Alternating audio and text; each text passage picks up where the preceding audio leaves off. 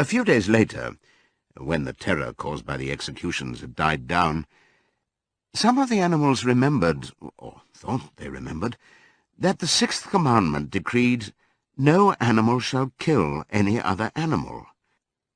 And though no one cared to mention it in the hearing of the pigs or the dogs, it was felt that the killings which had taken place did not square with this. Clover asked Benjamin to read her the sixth commandment, and when Benjamin, as usual, said that he refused to meddle in such matters, she fetched Muriel. Muriel read the commandment for her. It ran, "No animal shall kill any other animal without cause." Somehow or other, the last two words had slipped out of the animal's memory. But they saw now that the commandment had not been violated, for clearly there was good reason for killing the traitors who had leagued themselves with Snowball. Throughout that year, the animals worked even harder than they had worked in the previous year. To rebuild the windmill with walls twice as thick as before, and to finish it by the appointed date, together with the regular work of the farm, was a tremendous labour. There were times when it seemed to the animals that they worked longer hours and fed no better than they had done in Jones's day. On Sunday mornings, Squealer, holding down a long strip of paper with his trotter, would read out to them lists of figures proving that the production of every class of foodstuff had increased by 200%, 300%, or 500%, as the case might be. The animals saw no reason to disbelieve him, especially as they could no longer remember very clearly what conditions had been like before the rebellion.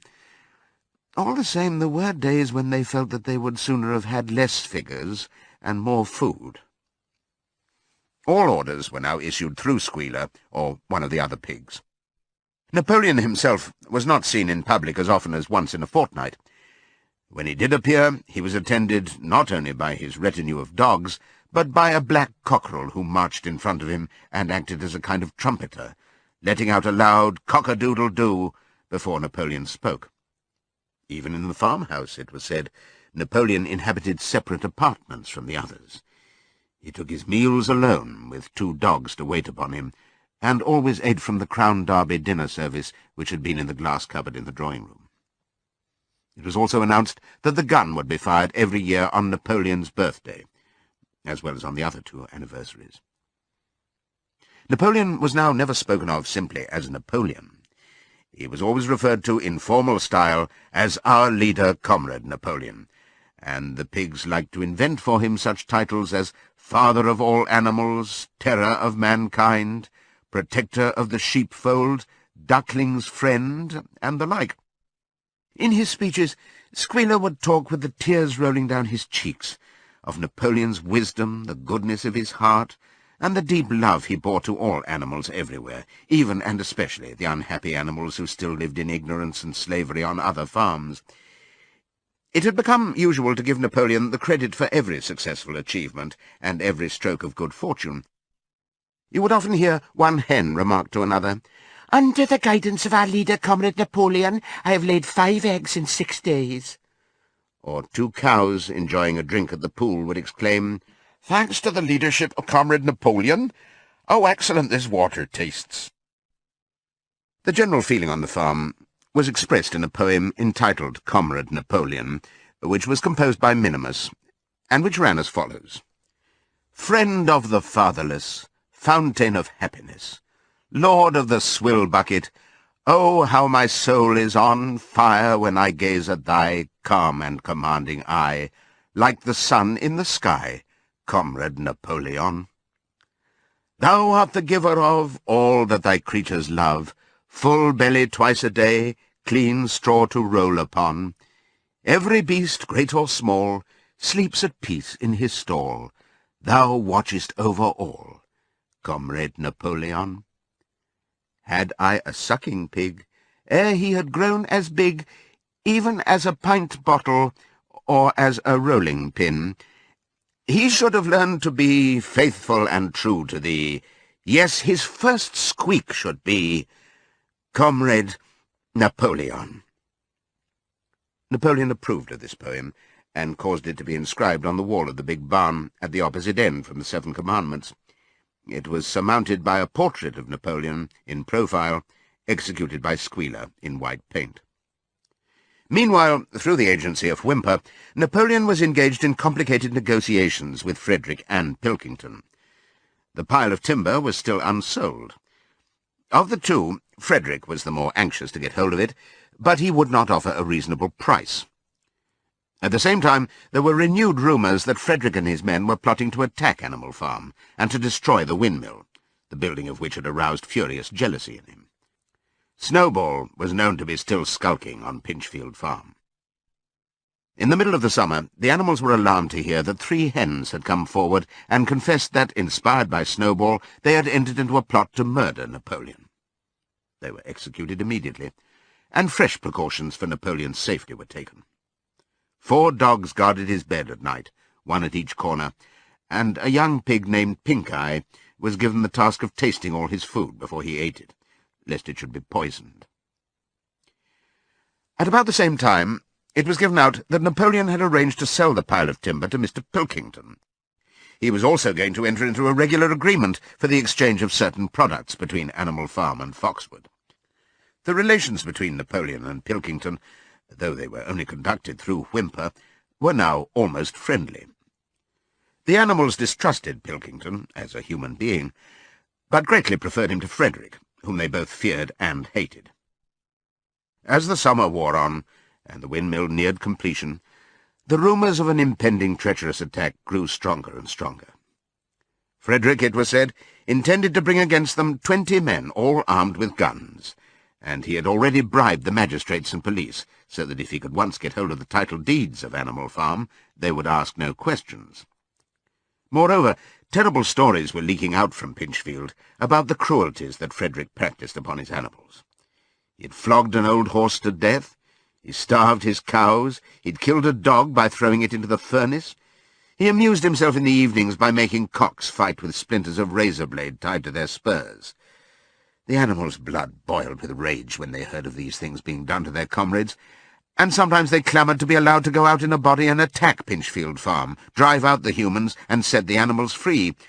But Squealer counselled them to avoid rash actions and trust in Comrade Napoleon's strategy.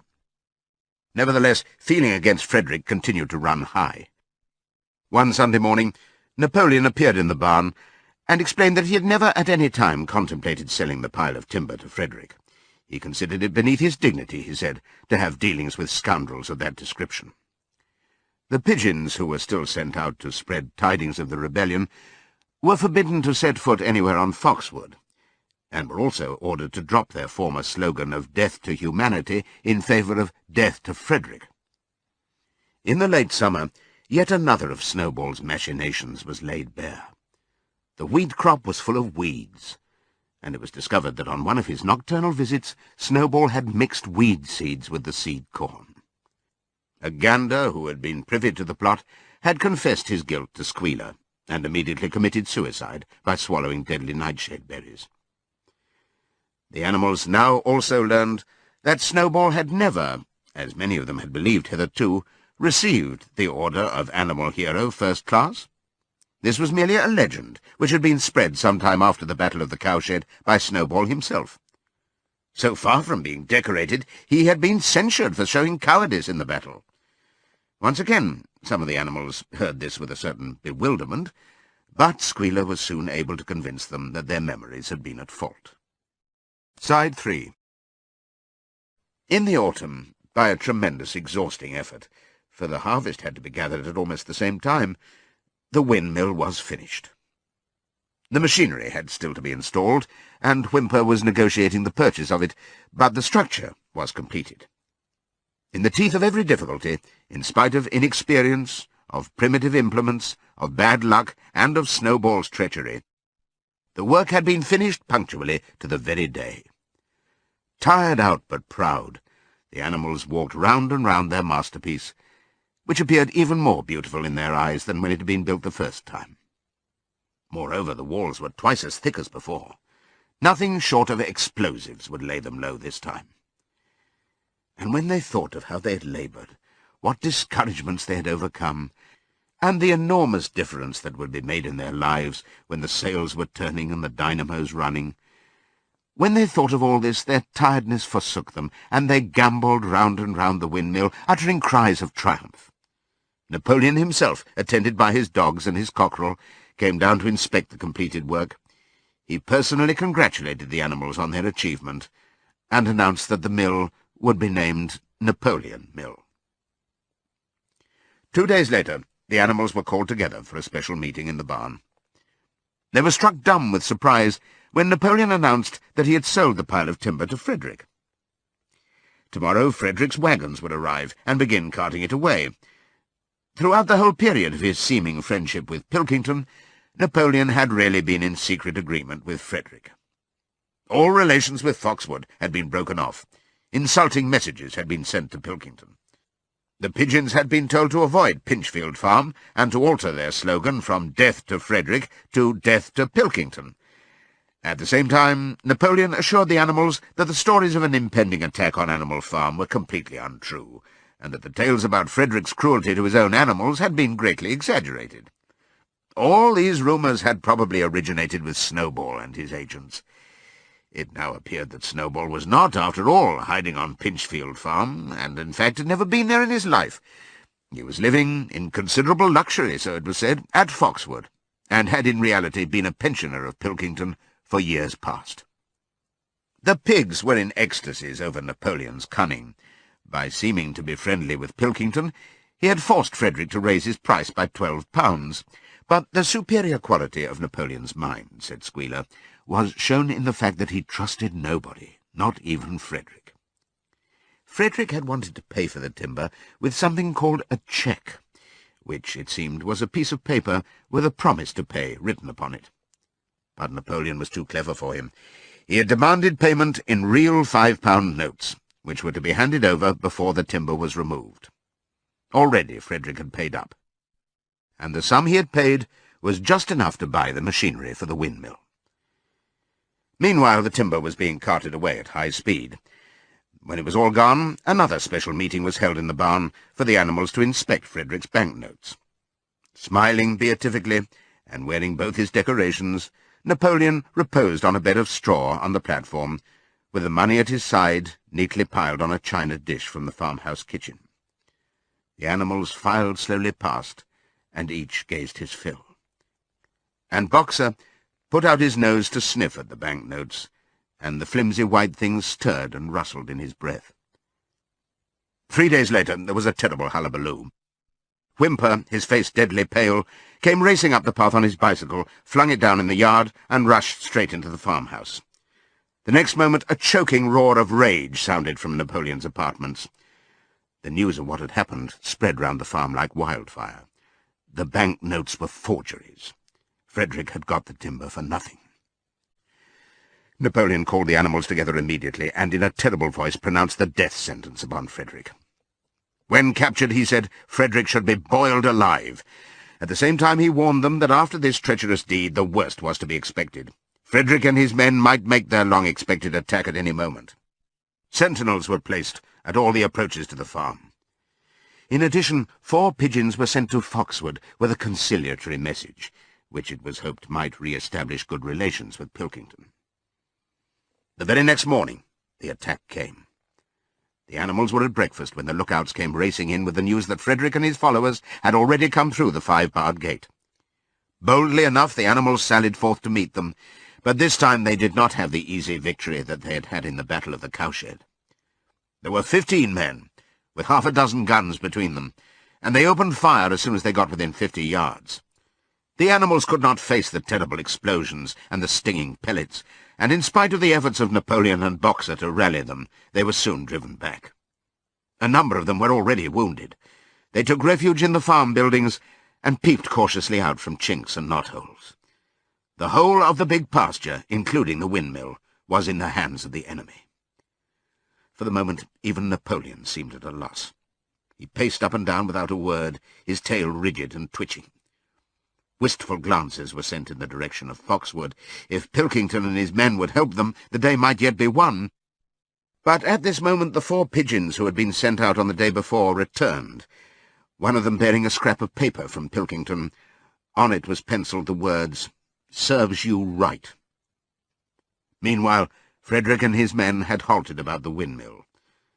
The animals watched them, and a murmur of dismay went round. 2 of the men had produced a crowbar and a sledgehammer. They were going to knock the windmill down. "Impossible!" cried Napoleon. "We have built the walls far too thick for that. They could not knock it down in a week. Courage, comrades!" But Benjamin was watching the movements of the men intently. The 2 with the hammer and the crowbar were drilling a hole near the base of the windmill. Slowly, and with an air almost of amusement, Benjamin nodded his long muzzle. "I thought so," he said. "Do you not see what they're doing? In another moment they're going to pack blasting powder into that hole." Terrified, the animals waited. It was impossible now to venture out of the shelter of the buildings. After a few minutes, the men were seen to be running in all directions. Then there was a deafening roar. The pigeons swirled into the air, and all the animals, except Napoleon, flung themselves flat on their bellies and hid their faces. When they got up again, a huge cloud of black smoke was hanging where the windmill had been. Slowly the breeze drifted it away. The windmill had ceased to exist. At this sight, the animals' courage returned to them. The fear and despair they had felt a moment earlier were drowned in their rage against this vile, contemptible act. A mighty cry for vengeance went up, and without waiting for further orders, they charged forth in a body and made straight for the enemy. This time they did not heed the cruel pellets that swept over them like hail. It was a savage, bitter battle. The men fired again and again, and when the animals got to close quarters, lashed out with their sticks and their heavy boots. A cow, 3 sheep, and 2 geese were killed, and nearly everyone was wounded. Even Napoleon, who was directing operations from the rear, had the tip of his tail chipped by a pellet, but the men did not go unscathed either. 3 of them had their heads broken by blows from Boxer's hoofs, another was gored in the belly by a cow's horn, another had his trousers nearly torn off by Jessie and Bluebell. And when the 9 dogs of Napoleon's own bodyguard, whom he had instructed to make a detour under cover of the hedge, suddenly appeared on the men's flank, baying ferociously, panic overtook them. They saw that they were in danger of being surrounded. Frederick shouted to his men to get out while the going was good, and the next moment the cowardly enemy was running for dear life. The animals chased them right down to the bottom of the field, and got in some last kicks at them as they forced their way through the thorn hedge. They had won, but they were weary and bleeding. Slowly they began to limp back towards the farm. The sight of their dead comrades, stretched upon the grass, moved some of them to tears. And for a little while they halted in sorrowful silence at the place where the windmill had once stood. Yes, it was gone. Almost the last trace of their labour was gone. Even the foundations were partially destroyed, and in rebuilding it they could not this time, as before, make use of the fallen stones. This time the stones had vanished too. The force of the explosion had flung them to distances of hundreds of yards. It was as though the windmill had never been. As they approached the farm, Squealer, who had unaccountably been absent during the fighting, came skipping towards them, whisking his tail and beaming with satisfaction. And the animals heard, from the direction of the farm buildings, the solemn booming of a gun. "What is that gun firing for?" said Boxer.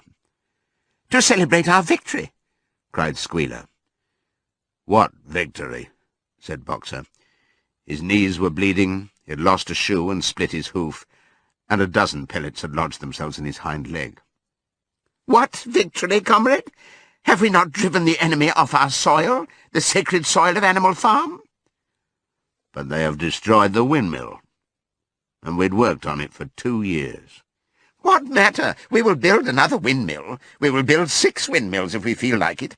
You do not appreciate, comrade, the mighty thing that we have done. The enemy was in occupation of this very ground that we stand upon, and now, thanks to the leadership of Comrade Napoleon, we have won every inch of it back again." "Then we've won back what we had before," said Boxer. "That is our victory," said Squealer. They limped into the yard. The pellets under the skin of Boxer's leg smarted painfully. He saw ahead of him the heavy labour of rebuilding the windmill from the foundations, and already in imagination he braced himself for the task. But for the first time it occurred to him that he was 11 years old, and that perhaps his great muscles were not quite what they had once been. But when the animals saw the green flag flying, and heard the gun firing again, 7 times it was fired in all, and heard the speech that Napoleon made, congratulating them on their conduct, it did seem to them, after all, that they had won a great victory. The animals slain in the battle were given a solemn funeral. Boxer and Clover pulled the wagon which served as a hearse, and Napoleon himself walked at the head of the procession. 2 whole days were given over to celebrations. There were songs, speeches, and more firing of the gun, and a special gift of an apple was bestowed on every animal, with 2 ounces of corn for each bird, and 3 biscuits for each dog. It was announced that the battle would be called the Battle of the Windmill, and that Napoleon had created a new decoration, the Order of the Green Banner, which he had conferred upon himself. In the general rejoicings, the unfortunate affair of the banknotes was forgotten. It was a few days later than this that the pigs came upon a case of whisky in the cellars of the farmhouse. It had been overlooked at the time when the house was first occupied. That night there came from the farmhouse the sound of loud singing, in which, to everyone's surprise, the strains of Beasts of England were mixed up. At about 9:30, Napoleon, wearing an old bowler hat of Mr. Jones's, was distinctly seen to emerge from the back door, gallop rapidly round the yard, and disappear indoors again. But in the morning a deep silence hung over the farmhouse. Not a pig appeared to be stirring. It was nearly 9 o'clock when Squealer made his appearance, walking slowly and dejectedly, his eyes dull, his tail hanging limply behind him, and with every appearance of being seriously ill. He called the animals together and told them that he had a terrible piece of news to impart. Comrade Napoleon was dying. A cry of lamentation went up. Straw was laid down outside the doors of the farmhouse, and the animals walked on tiptoe. With tears in their eyes, they asked one another what they should do if their leader were taken away from them. A rumour went round that Snowball had, after all, contrived to introduce poison into Napoleon's food. At 11 o'clock, Squealer came out to make another announcement. As his last act upon earth, Comrade Napoleon had pronounced a solemn decree. The drinking of alcohol was to be punished by death. By the evening, however, Napoleon appeared to be somewhat better, and the following morning Squealer was able to tell them that he was well on the way to recovery. By the evening of that day, Napoleon was back at work, and on the next day it was learned that he had instructed Wimber to purchase in Willingdon some booklets on brewing and distilling.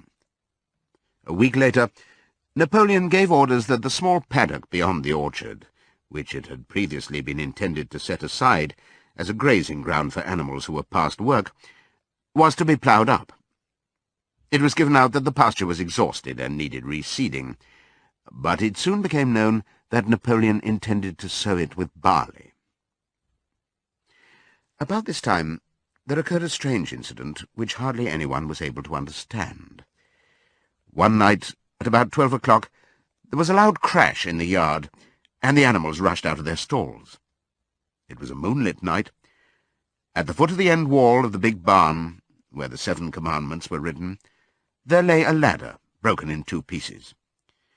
Squealer, temporarily stunned, was sprawling beside it, and near at hand there lay a lantern, a paintbrush, and an overturned pot of white paint. The dogs immediately made a ring round Squealer, and escorted him back to the farmhouse as soon as he was able to walk. None of the animals could form any idea as to what this meant, except old Benjamin, who nodded his muzzle with a knowing air, and seemed to understand, but would say nothing.